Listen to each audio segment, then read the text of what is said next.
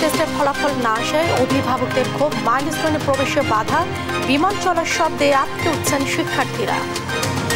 নিচতলায় ক্লাস এখানে তো উড়ে যাইতে মনে হয় অনেকেরই মনে হয় যে যদি ভেঙে পড়ে। এখন এটা বিমান দুর্ঘটনায় দগ্ধ 9 জনের অবস্থা আশঙ্কাজনক। বার্ন ইনস্টিটিউটে এবার ভারতীয় চিকিৎসকরা, সন্ধ্যায় আসছেন চীনা বিশেষজ্ঞরা।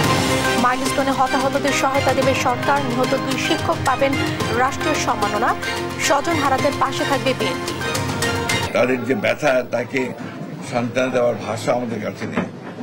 আমরা শুধু তাদেরকে এটুকু জানাতে এসেছি যে আমরা আপনাদের এই কষ্টের সঙ্গে আমরা আছি। সাবেক প্রধান বিচারপতি খায়রুল হক গ্রেফতার, রাখা হয়েছে ডিবিতে। গণতন্ত্র হত্যার দায়ে দৃষ্টান্তমূলক শাস্তি চাইলেন আইনজীবীরা। বাড়তি শুল্ক কমাতে ফের যুক্তরাষ্ট্রকে বৈঠকে বসার অনুরোধ বাংলাদেশের। আশাবাদী বাণিজ্য উপদেষ্টা, দেশের স্বার্থ রক্ষায় প্রত্যয়। কম্বোডিয়ার সীমান্তে মাইন বিস্ফোরণে সেনা আহতদের জেরে থাইল্যান্ডে বিমান হামলা। অন্তত 9 জন নিহত, সেনা সহ আহত 5। এবং টি-20 সিরিজের তৃতীয় ম্যাচে সন্ধ্যায় পাকিস্তানের মুখোমুখি হবে বাংলাদেশ। হোয়াইট ওয়াশের লক্ষ্য টাইগারদের।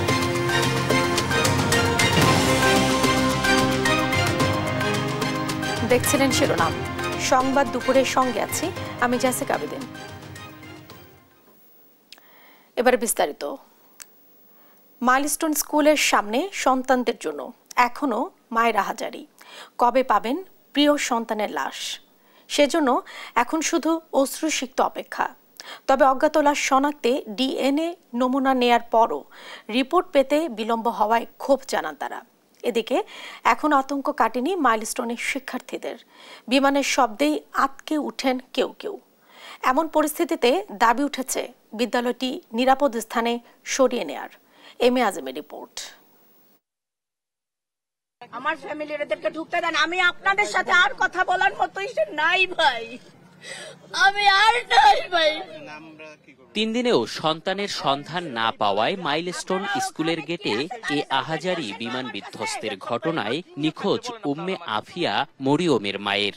ঘটনাস্থলে গিয়ে মেয়ের স্মৃতিচিহ্নটুকু আরেকবার দেখার জোর আকুতি তার। তবে ঢুকতে না দেয়ায় ক্ষুব্ধ হয়ে ওঠে সবাই।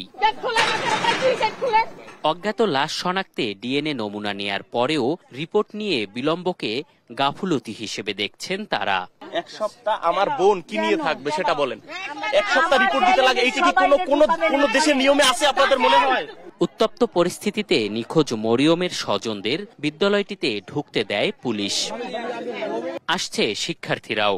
ঘোষণা এসেছে রোববার থেকে ক্লাস চালুর। তবে মানসিক অবস্থা ঠিক হওয়ার আগেই ক্লাসে ফেরা সম্ভব না বলছেন তারা। আগে যে বিমান দেখলে হতো আনন্দ, তার শব্দ এখন শুধুই আতঙ্ক তাদের জন্য। একটা বিমান দুর্ঘটনার পরে আমাদের স্কুলে তারপরে আমার একটু ভয় লাগতে শুরু করছে। আমি একটু এখন ভয় পাই বিমান গেলে। কেন তারা এই এরিয়ার মধ্যে, এত স্টুডেন্টের মধ্যে কেন তাদের এই টেকনিক্যাল ইস্যু প্লেন নিয়ে কেন তাদের ফ্লাই করতে হবে? তখন তো সবার মধ্যে একটা আতঙ্ক থাকবে, কারণ একবার তো প্লেন ক্র্যাশ করছে আমাদের সামনে। তো এখন অনেকে বলতেছে স্কুল থেকে চলে যাবে, অনেকে বলতেছে অন্য ক্যাম্পাসে চলে যাবে, একজন এক কথা বলতেছে। অভিভাবক সহ স্থানীয়রা ঝুঁকিপূর্ণ জায়গা থেকে বিদ্যালয়টি সরিয়ে নেয়ার দাবিও তুলেছেন। বড় পরিমাপের শিক্ষা প্রতিষ্ঠান, এটার উপর যে এই ধরনের উড়োজাহাজ কিংবা ফাইটার প্লেন যেটাই হোক, এটা আসা যাওয়াটাকে সমীচীন মনে করছি না। আমার মনে হয় বর্তমান যে পরিস্থিতি নিরাপদ থাকবে না। এটা কঠিন একটা পদক্ষেপ নিয়ে তারপরে শিশুদেরকে এখানে রাখতে হবে। এখনো মর্গে শনাক্ত করা সম্ভব হয়নি 6 লাশ। বিভিন্ন হাসপাতালে চিকিৎসাধীন আছে 164 জন। এম এ আজিম, দেশ টিভি, ঢাকা। দর্শক, মাইলস্টোন স্কুল অ্যান্ড কলেজের সবশেষ পরিস্থিতি জানাতে সরাসরি যুক্ত হচ্ছেন সহকর্মী এম এ আজিম। বিক্ষুব্ধ অভিভাবকরা কলেজ থেকে বের হয়েছেন কিনা আর শিক্ষার্থীদের ঘোষিত শান্তি মিছিলের বিষয়ে জানাবেন। জেসিকা, আপনি জানেন যে এখানে কিন্তু আজকে একটি বিক্ষোভ করার কথা রয়েছিল শিক্ষার্থীদের 6 দফা যে দাবি হয়েছিল সেই দাবির বাস্তবায়নের জন্য। তবে আমরা কিন্তু সকাল থেকে এখানে কোনো শিক্ষার্থীকে এখনো দেখিনি যে কোনো আন্দোলনের বা কোনো দাবি বাস্তবায়নে তারা কোনো কর্মসূচি পালন করছে।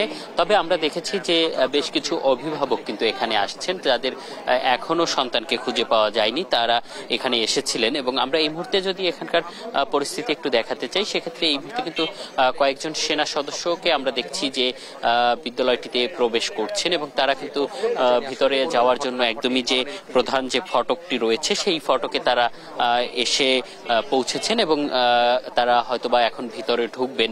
এর বাইরে যদি আপনাদেরকে একটু জানিয়ে রাখি যে এখানে কিন্তু একটি তদন্ত কমিটি করা হয়েছিল 6 সদস্যের, তারা কিন্তু কাজ শুরু করেছেন এবং সেই যে কাজ করছেন সে ব্যাপারে কিন্তু আসলে কোনো আনুষ্ঠানিকভাবে আমাদের সাথে কোনো ব্রিফিং করা হয়নি এখন পর্যন্ত। তবে তারা একটি লিখিত ভাবে তাদের বক্তব্য সাংবাদিকদেরকে জানিয়েছেন। সে বক্তব্যে তারা বলছেন যে এই যে মর্মান্তিক দুর্ঘটনাটি ঘটেছে সেখানে 18 জন শিক্ষার্থী, 2 জন শিক্ষক ও 2 জন অভিভাবক মৃত্যুবরণ করেছে। সেক্ষেত্রে তাদের দেওয়া তথ্য অনুসারে মৃতের সংখ্যা দাঁড়িয়েছে 22 জনে। এই দুর্ঘটনায় তারা দাবি করছেন এখনো আহত রয়েছেন 51 জন। এর মধ্যে 40 জন শিক্ষার্থী, 7 জন শিক্ষক, 1 জন অভিভাবক, 1 জন আয়া ও 1 জন পিয়ন রয়েছেন।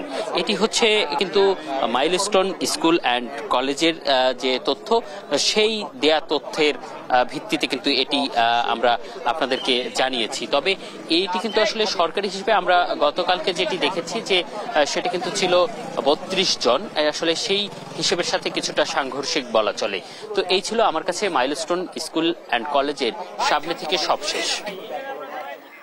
আজিম, আপনাকে অসংখ্য ধন্যবাদ। দর্শক, উত্তরের মাইলস্টোন স্কুল অ্যান্ড কলেজের প্রাঙ্গণ থেকে জানাচ্ছিলেন সহকর্মী এম.এ. আজিম। উত্তরের মাইলস্টোন কলেজে বিমান বিধ্বস্তের ঘটনায় আহত হয়ে জাতীয় বার্ন ইনস্টিটিউটে ভর্তি 45 জনের মধ্যে 9 জনের অবস্থা সংকটাপন্ন বলে জানিয়েছেন পরিচালক। এদিকে সিঙ্গাপুরের চিকিৎসকদের পর সকালে দগ্ধদের সেবা দিতে বার্ন ইনস্টিটিউটে চিকিৎসক দলে যোগ দেন 3 সদস্যের ভারতীয় বিশেষ মেডিকেল টিম। বুধবার সন্ধ্যায় ঢাকায় পৌঁছায় তারা। এদিকে আহতদের চিকিৎসায় সন্ধ্যায় ঢাকায় আসছে চীনা 5 সদস্যের বার্ন বিশেষজ্ঞ দল। মাইলস্টোনে যুদ্ধবিমান বিধ্বস্ত হয়ে আহত ও দগ্ধ 57 জন রাজধানীর 9টি হাসপাতালে চিকিৎসা নিচ্ছেন। তাদের মধ্যে আশঙ্কাজনক অবস্থায় আইসিইউতে আছেন অন্তত 15 জন। এ দুর্ঘটনায় 32 জন নিহত এবং আহত হন 164 জন। অবস্থার উন্নতি হওয়ায় এরই মধ্যে চিকিৎসাধীন থাকা 13 জনকে রিলিজ দিয়েছেন চিকিৎসকরা।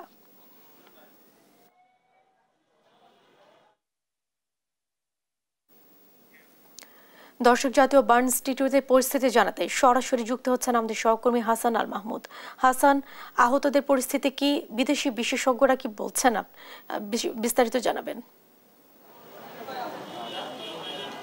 জেসিকা, আপনাকে ধন্যবাদ। আমরা কিছুক্ষণ আগে দেখেছিলাম বিদেশি প্রতিনিধি, যারা ভারতের প্রতিনিধি, তারা কিন্তু ইতিমধ্যে এসেছেন এবং তারা চিকিৎসকদের সঙ্গে কথা বলছেন এবং এখানকার চিকিৎসক, নার্স, অন্যান্য স্টাফদের সাথেও কথা বলছেন এবং তারা যেটি বলছেন যে এখন পর্যন্ত তারা বিস্তারিত ব্রিফ করেনি। তবে আমরা অভ্যন্তরীণ যেসব সোর্স রয়েছে সেখান থেকে যেটা জানতে পেরেছি যে প্রত্যেকেরই তারা খোঁজ খবর নিচ্ছেন এবং কেস স্টাডিগুলো নিচ্ছেন, যাতে করে কোন পদ্ধতিতে চিকিৎসা করলে আসলে দ্রুত সুস্থ হতে পারবে, এমনটাই কিন্তু তারা চেষ্টা করছেন। এবং চীনা প্রতিনিধির দলও কিন্তু আসার কথা রয়েছে এবং তারা সন্ধ্যা নাগাদ হয়তো বাংলাদেশে আসবেন। তারা হয়তো আগামীকালকে এই সব রোগীদেরকে দেখবেন বলে আমরা জানতে পেরেছি। তবে ভারতের চিকিৎসকদের সঙ্গে আমরা দেখেছি গতকালকে যে সিঙ্গাপুরের চিকিৎসা প্রতিনিধি এসেছিল, তারা কিন্তু আজকেও এসেছেন এবং রোগীদের সাথে কথা বলছেন, একই সাথে চিকিৎসকদের সাথেও কথা বলছেন যাতে দ্রুত এসব রোগীদের চিকিৎসা করা সম্ভব হয়।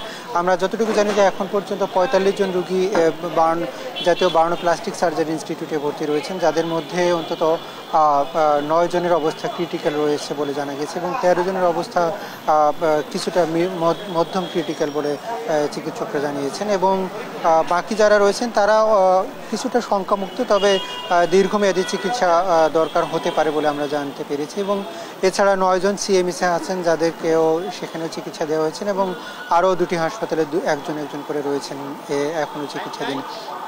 এবং গতকালকে আমরা দেখেছি শহীদ মনসুর আলী মেডিকেল কলেজে একজন চিকিৎসাধীন ছিলেন, তাকেও কিন্তু জাতীয় বার্ন প্লাস্টিক সার্জারি ইনস্টিটিউটে নেওয়া হয়েছে এবং এখন মোটামুটি প্রত্যেকেরই চিকিৎসা চলছে। তবে যে কয়েকজন আইসিইউতে রয়েছেন তারা কিন্তু অনেকটা শঙ্কাযুক্ত অবস্থায় রয়েছেন, বাকিদের অবস্থা কিছুটা স্টেবল রয়েছেন বলে এখানকার চিকিৎসকরা বলছেন। তো এই ছিল আমার কাছে এখান থেকে সবশেষ পরিস্থিতি। জেসিকা।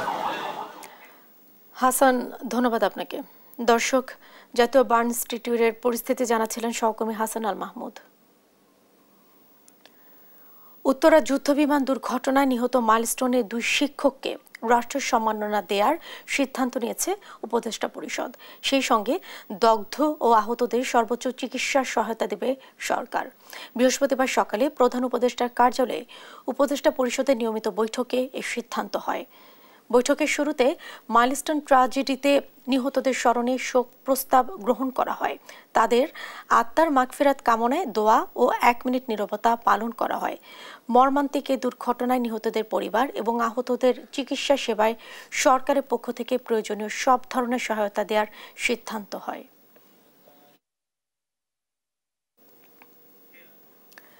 মাইলস্টোনে হতাহতদের পরিবারের যে কোনো প্রয়োজনে বিএনপি পাশে থাকবে বলে জানিয়েছেন দলটির মহাসচিব মির্জা ফখরুল ইসলাম আলমগীর। সকালে উত্তরায় একই পরিবারের নিহত 3 শিক্ষার্থীদের কবর জিয়ারত শেষে এ কথা বলেন তিনি। এ সময় সমবেদনা জানান স্বজনহারা পরিবারের সদস্যদের। সাইফুল রিপনের সহায়তা আরও জানাচ্ছেন আপন অপু।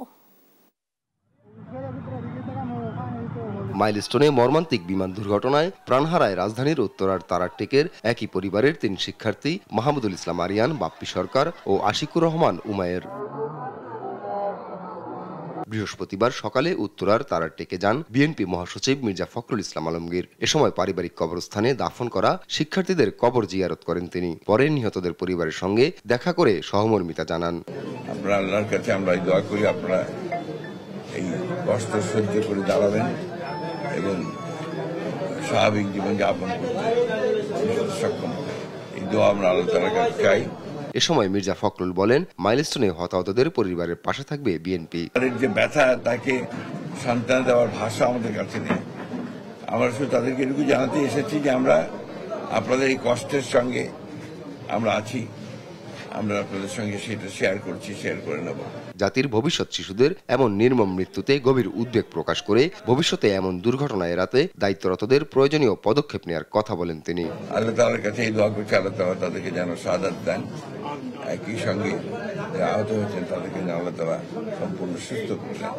পরে দলের পক্ষ থেকে সমবেদনা জানিয়ে দোয়া করেন। আপন অপু, দেশ টিভি, ঢাকা। সাবেক প্রধান বিচারপতি ABM খায়রুল হককে রাজধানীর ধানমন্ডি থেকে গ্রেফতার করেছে ডিবি। তার বিরুদ্ধে সংবিধানের ত্রয়োদশ সংশোধনের রায় পরিবর্তন এবং জালিয়াতির মামলা সহ 5টি মামলা রয়েছে। তত্ত্বাবধায়ক সরকার ব্যবস্থা বাতিল, ফতোয়া অবৈধ ঘোষণা, ত্রাণ তহবিলের টাকায় নিজের চিকিৎসা, খালেদা জিয়াকে ক্যান্টনমেন্টের বাড়ি থেকে উচ্ছেদ, জিয়াউর রহমানকে স্বাধীনতার ঘোষক না বলা সহ বিভিন্ন রায় ও কর্মকাণ্ডে আলোচিত সমালোচিত ছিলেন খায়রুল হক। ফেরদৌস রহমানের রিপোর্ট। বৃহস্পতিবার রাজধানীর ধানমন্ডি থেকে গ্রেপ্তার হয়েছেন শেখ হাসিনার আমলে আলোচিত সাবেক প্রধান বিচারপতি ABM খায়রুল হক। সংবিধানের সংশোধনী সহ নানা ইস্যুতে বিতর্কিত রায় ও নানা কর্মকাণ্ডে আলোচিত সমালোচিত ছিলেন তিনি। হাইকোর্ট বিভাগের বিচারপতি থাকাকালে বঙ্গবন্ধু হত্যা মামলার রায় ও সংবিধানের 5ম সংশোধনী নিয়ে মামলার রায় দিয়েছিলেন খায়রুল হক। এছাড়া ঢাকার 4 নদী রক্ষা, স্বাধীনতার ঘোষক সহ বিভিন্ন মামলার রায় দেন তিনি। বিতর্কিত ভূমিকা রেখে আওয়ামী আমলে নানাভাবে সুবিধা নিয়েছেন খায়রুল হক। জ্যেষ্ঠ বিচারপতিদের ডিঙিয়ে প্রধান বিচারপতির পদ বাগিয়েছেন তিনি। সেই সময় ত্রাণ তহবিলের টাকায় নিজের চিকিৎসা করিয়ে সমালোচিত হন। সংবিধানের ত্রয়োদশ সংশোধনীর মামলায় তত্ত্বাবধায়ক সরকার ব্যবস্থা বাতিল করেন খায়রুল হক। সেই সঙ্গে অবসরের পর দেয়া লিখিত রায়ে মূল রায় পরিবর্তন এবং জালিয়াতির অভিযোগও ওঠে। তত্ত্বাবধায়ক সরকার ব্যবস্থা বাতিলের মাধ্যমে দেশের রাজনৈতিক সংঘাতের পথ উন্মুক্ত হয়। পাশাপাশি শেখ হাসিনার ভোট ডাকাতির চূড়ান্ত সুযোগ তৈরি হয়। শহীদ রাষ্ট্রপতি জিয়াউর রহমান স্বাধীনতার ঘোষক নন বলেও রায় দিয়েছিলেন খায়রুল হক। এছাড়া বিতর্কিত একাধিক বিচারপতিকে শপথ পড়ানো, আগাম জামিনের এখতিয়ার কেড়ে নেওয়া, খালেদা জিয়াকে ক্যান্টনমেন্টের বাড়ি থেকে উচ্ছেদ করা এবং ক্ষমতার অপব্যবহার সহ নানা অভিযোগ রয়েছে তার বিরুদ্ধে। 2010 সালে দেশের 19তম প্রধান বিচারপতি হিসেবে শপথ নেন ABM খায়রুল হক। 2011 সালে 17 মে অবসর গ্রহণের পর আইন কমিশনের চেয়ারম্যান হন তিনি। গেল 5 আগস্ট ছাত্র জনতার অভ্যুত্থানে শেখ হাসিনা সরকারের পতন ঘটলে 13 আগস্ট আইন কমিশন থেকে পদত্যাগ করেন খায়রুল হক। এরপর তাকে আর প্রকাশ্যে দেখা যায়নি। মাহবুব তামিম, দেশ টিভি, ঢাকা। দর্শক, গ্রেফতার ABM খায়রুল হককে রাখা হয়েছে রাজধানীর ডিবি কার্যালয়ে। এ বিষয়ে জানাতে সরাসরি যুক্ত হচ্ছেন সহকর্মী জান্নাতুল মোহনা। মোহনা, খায়রুল হককে কোন মামলায় গ্রেফতার দেখানো হয়েছে আর তার বিষয়ে পরবর্তী পদক্ষেপ কি নেওয়া হচ্ছে?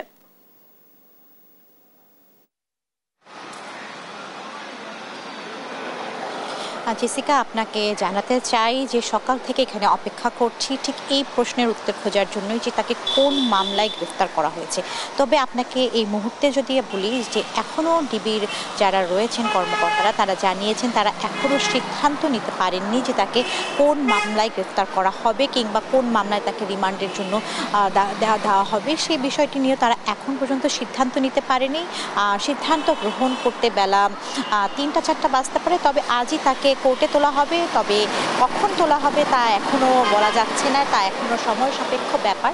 আপনারা জানেন যে এই সাবেক প্রধান বিচারপতি 2010 সালের 1 অক্টোবর থেকে 2011 সালের 17 মে পর্যন্ত তিনি তার দায়িত্বে ছিলেন এবং দায়িত্বে যাওয়ার আগেই তিনি দায়িত্ব থেকে যখন তিনি অবসর গ্রহণ করেন তার আগেই তিনি এমন কিছু বিতর্কিত রায় দিয়ে গেছেন যা বাংলাদেশের রাজনৈতিক অঙ্গনের যেই কোণঠাসা করা কিংবা আমরা যদি বলি মেরুকরণ করা তা প্রতিফলিত হয়েছে, যার ফলশ্রুতিতে কিন্তু আমরা আওয়ামী লীগের যে স্বৈরাচারী হয়ে ওঠার যেই বিষয়টি আমরা খেয়াল করেছি, মূলত এই ধরনের কিছু তার দেওয়ার রায়ের ফলে কিন্তু এই ধরনের ঘটনা ঘটেছে বাংলাদেশের রাজনৈতিক এবং অঙ্গনে। এবং এছাড়া তাকে একাধিক মামলায় যাত্রাবাড়ি, নারায়ণগঞ্জ, শাহবাগ থানা সহ বিভিন্ন জায়গার একাধিক মামলায় তাকে গ্রেফতার করা হয় এবং জালিয়াতি, নিয়োগ, বাণিজ্য সহ এবং বলা যায় তত্ত্বাবধায়ক সরকার ব্যবস্থা বাতিল সহ বিভিন্ন বিতর্কিত রায়ের কারণে এই আলোচিত সমালোচিত ছিলেন ABM খায়রুল হক। তো এখন পর্যন্ত এই ছিল আমার কাছে তথ্য। জেসিকা।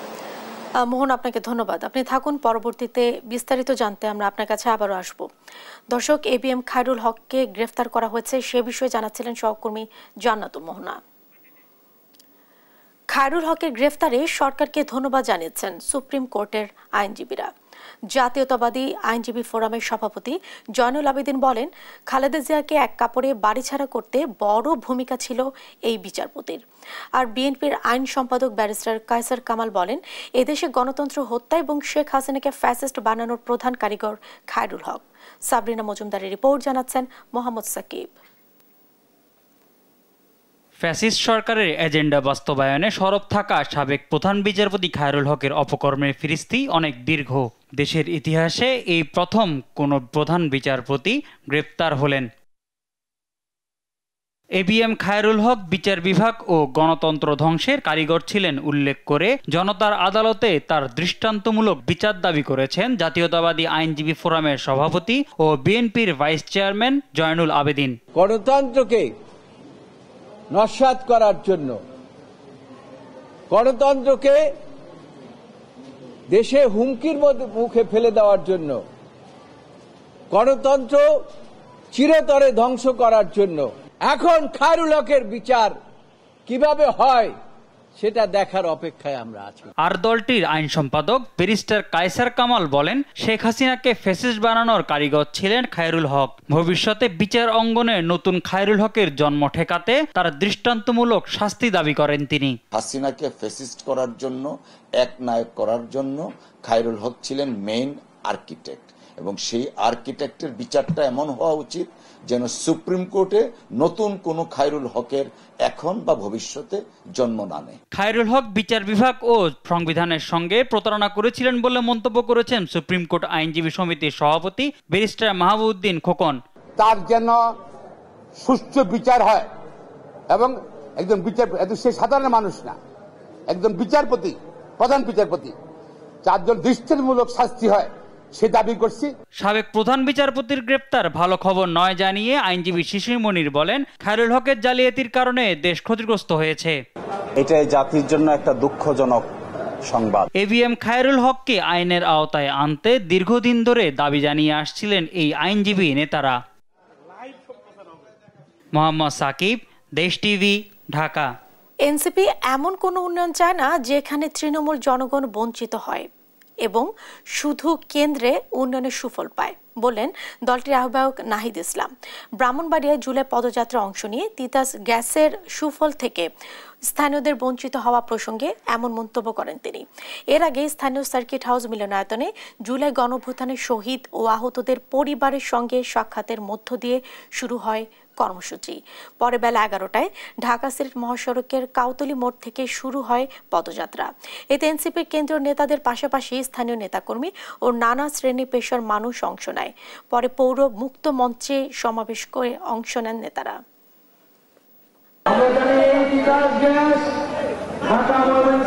বাংলাদেশের বৃহত্তর জনগোষ্ঠীর গ্যাসের চাহিদা পূরণ করলেও ব্রাহ্মণবাড়িয়ার মানুষ গ্যাস থেকে বঞ্চিত রয়েছে। আমরা সেই উন্নয়নের রাষ্ট্র চাই না যেখানে নিজের জনগণ নিজের এলাকার মানুষ উন্নয়ন থেকে বঞ্চিত হয় এবং শুধু কেন্দ্র সেই উন্নয়ন পায়। বাংলাদেশের সংবিধিবদ্ধ এবং সাংবিধানিক প্রতিষ্ঠানগুলোতে সাংবিধানিক প্রক্রিয়ায় সমন্বিত স্বতন্ত্র স্বাধীন নিয়োগ সিলেকশন কমিটির মধ্য দিয়ে নিয়োগ সম্পন্ন করা হবে। বাড়তি শুল্ক কমাতে আবারও যুক্তরাষ্ট্রকে বৈঠকের অনুরোধ করেছে বাংলাদেশ বলে জানিয়েছেন বাণিজ্য উপদেষ্টা শেখ বশির উদ্দিন। বৈঠকে বসা ও শুল্ক কমানোর বিষয়ে আশাবাদী তিনি। বলেন দেশের স্বার্থ ক্ষুণ্ণ হয় এমন কিছু করছে না সরকার। তৌফিক মাহমুদ মুন্না রিপোর্ট, জানাচ্ছেন মাহবুব তামিম। উচ্চহারের শুল্ক 3 মাস স্থগিতের পর বাংলাদেশি পণ্যে 35% সম্পূরক শুল্ক আরোপের ঘোষণা দেয় মার্কিন প্রেসিডেন্ট ডোনাল্ড ট্রাম্প। বাংলাদেশের পণ্যের ওপর যুক্তরাষ্ট্রের শুল্ক হার ছিল গড়ে 15%। এখন নতুন করে আরও 35% শুল্ক বাড়ায় এটি দাঁড়াবে 50%, যা কার্যকর হবে 1 আগস্ট থেকে। শুল্ক কমাতে যুক্তরাষ্ট্রে বৈঠক করেছে বাণিজ্য উপদেষ্টা সহ সরকারের একটি প্রতিনিধি দল, কিন্তু এখনো আসেনি কোনো সমাধান। বৃহস্পতিবার দুপুরে শুল্ক হার নিয়ে সচিবালয়ে কথা বলেন বাণিজ্য উপদেষ্টা শেখ বশির উদ্দিন। শুল্ক হার কমাতে বৈঠকের অনুরোধ জানানো হয়েছে উল্লেখ করে বাণিজ্য উপদেষ্টা বলেন, বৈঠকে বাড়তি শুল্ক কমানোর ব্যাপারে আশাবাদী সরকার। আমরা প্রত্যাশা করছি ভালো কোনো কিছু, সেই ভালো কোনো কিছু করার ক্ষেত্রে যা করণীয় সেগুলোই আমরা করছি। আমাদের কাছে মনে হয়েছে যে আমাদের জন্য ভালো কিছু হয়তো ইনশাআল্লাহ হবে। শুল্ক হার কমাতে কোনো লবিস্ট নিয়োগ করা হয়নি জানিয়ে উপদেষ্টা বলেন, দেশের স্বার্থ ক্ষুণ্ণ হয় এমন কিছু করবে না অন্তর্বর্তী সরকার। এই কাঠামোতে লবিস্টদের করার কোনো কিছু আছে কিনা আমি ঠিক জানি না, কারণ আমাদের বিভিন্ন বিষয়ে পরিবর্তন আনতে হবে। আমরা আন্তঃমন্ত্রণালয়ে সরকারের প্রায় সকল মন্ত্রণালয় একসাথে কাজ করেছে। 2-1 দিনের মধ্যে অনলাইন মিটিং এর পর পরবর্তী সিদ্ধান্ত নেওয়ার কথা জানান বাণিজ্য উপদেষ্টা। সংশ্লিষ্ট অনেক ধরনের। মোহাম্মদ সাকিব, দেশ টিভি, ঢাকা। ফরিদপুরে 2টি যাত্রীবাহী বাসের মুখোমুখি সংঘর্ষে 3 জনের মৃত্যু হয়েছে, আহত হয় অন্তত 10 জন। সকাল 10টার দিকে ঢাকা খুলনা মহাসড়কের ফরিদপুর সদরের করিমপুর এলাকায় আবুল কালাম ফিলিং স্টেশনে দুর্ঘটনাটি ঘটে। করিমপুর হাইওয়ে পুলিশ জানায়, চুয়াডাঙ্গা থেকে ঢাকাগামী রয়্যাল এক্সপ্রেস বাস ও ফরিদপুর থেকে মাগুরাগামী রিক এন্টারপ্রাইজের বাসের মুখোমুখি সংঘর্ষে 3 জন নিহত এবং 8 থেকে 10 জন আহত হয়। আহতদের হাসপাতালে পাঠানো হয়েছে, তবে তাৎক্ষণিকভাবে তাদের পরিচয় জানাতে পারেনি পুলিশ। মহাসড়কে বর্তমানে যান চলাচল স্বাভাবিক রয়েছে।